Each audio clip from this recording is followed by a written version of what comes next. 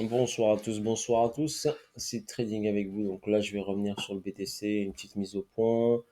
Rien d'alarmant, toujours dans sa zone, d'accord? Zone d'indécision. Pour l'instant, il ne prend pas des gros mouvements très prononcés, mais on va quand même faire le petit suivi.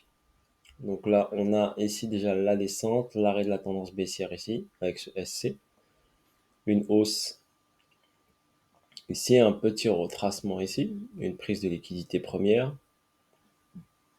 une descente ici, retest du niveau ici, un ST, une hausse ici, une reprise de liquidité, donc une intention haussière, on décèle bien une intention haussière, une première, une seconde, un deuxième retracement sans faire de plus bas, donc les plus bas restent toujours de plus en plus haut, on n'a pas eu de plus bas, d'accord, la tendance ici commence à se retourner. On a ici encore une autre prise de liquidité, donc une première, une deuxième, une troisième, voire une quatrième là qu'on vient de faire. On avait un déséquilibre de marché qui était ici, donc là on a comblé une partie de ce déséquilibre de marché. Nous sommes ici toujours dans cette boîte où j'ai une distribution qui s'est mise en place. Donc je décèle ici donc ce sommet là, cette prise de liquidité, un beau retracement. Donc l'un des plus beaux retracements au niveau de l'amplitude. Donc si on prend une amplitude par exemple, cette amplitude là, je vais prendre un rectangle, ça sera plus facile. Donc cette amplitude ici, donc ce rectangle qui est là, donc cette amplitude de descente est aussi importante que celle-ci, aussi importante que celle-ci, un peu plus que celle-ci, et aussi pratiquement aussi importante que celle-ci. Ils ont pratiquement ici, regardez, la même amplitude. Ok. Donc là, on a une même amplitude ici au niveau de la descente.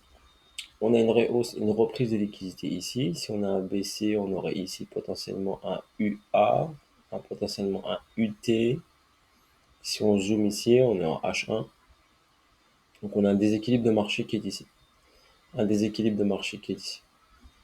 Donc ces déséquilibres de marché nous servent juste comme point de repère, d'accord? On ne traite pas uniquement avec ces déséquilibres, mais c'est des points de repère. Ça veut dire que potentiellement, le prix, bien sûr, peut y revenir.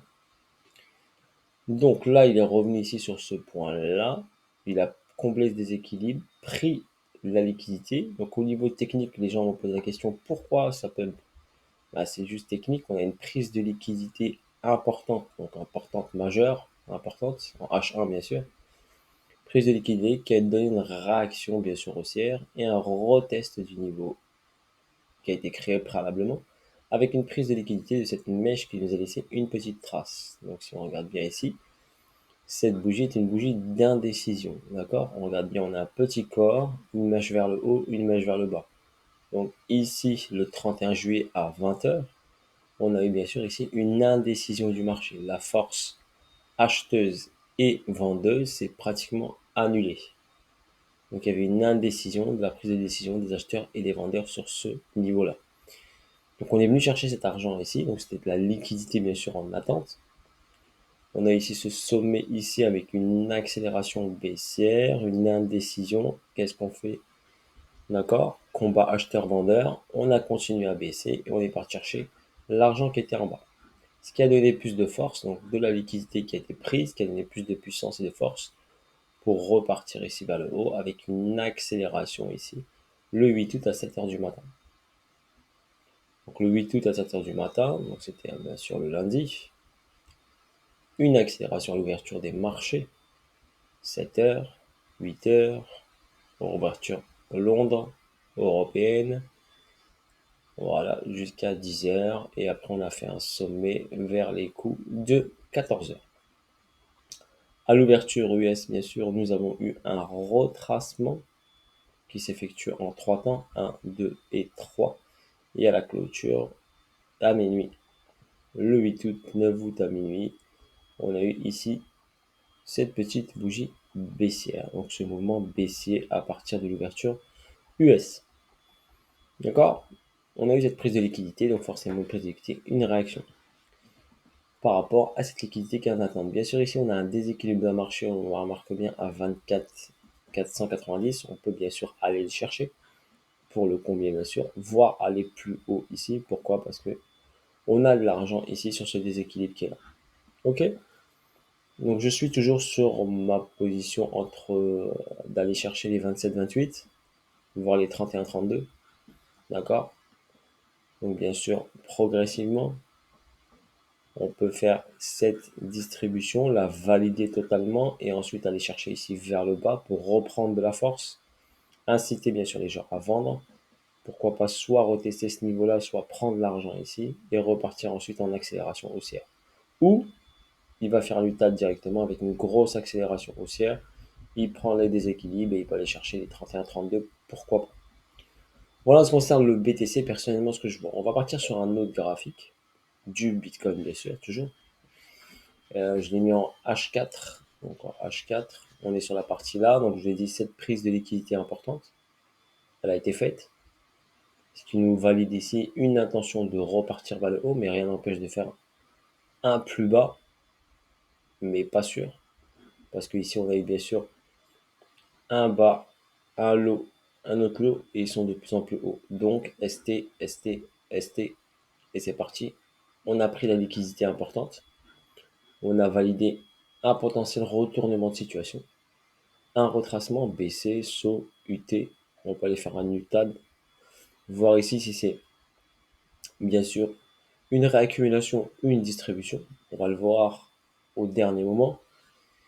Mais logiquement, on aura un retracement pour repartir ensuite vers le haut. On a potentiellement un retracement.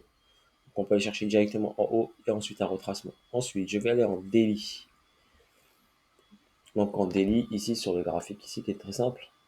D'accord, je vais prendre, j'en ai pas un autre. Je dois en avoir un autre potentiellement. Celui-ci, c'est le market cap. Donc là, donc sur ce graphique ici, donc on a quoi ici? En daily. Donc en daily ici, donc j'ai cette zone ici avec une hausse ici bien sûr, un retracement, une zone ici où il y a eu ici en mars 2020 cette descente pour un petit retest de ce niveau d'accumulation. Et ensuite on est parti vers le haut. Si on constate bien l'ancien ATH ici, donc on est venu passer en dessous de cet ATH. Donc on constate bien ici donc ce sommet-là, un autre sommet, un troisième sommet, ça tout le monde connaît, et un gros retracement derrière avec une grosse prise de liquidité des 28 800. On est venu à cet endroit-là pour retester ce niveau-là. Ok, qu'est-ce qu'on constate ici? Donc qu'est-ce qu'on constate? Je vais inverser le graphique pour votre information. Donc en inversant le graphique, d'accord? Donc ici j'ai quoi? Donc quand j'inverse le graphique, ça c'est la partie haute, je vous remontre. Donc le vrai graphique il est là. Là juste je l'inverse. Donc j'ai le sommet ici du Bitcoin qui est ici. Donc là qu'est-ce que j'ai? J'ai un retracement ici. Donc ici par exemple j'aurais ici par exemple une accumulation qui amène le prix vers le haut. Ici j'aurais un SC, un STB, une prise d'argent, un retracement et on va vers le haut.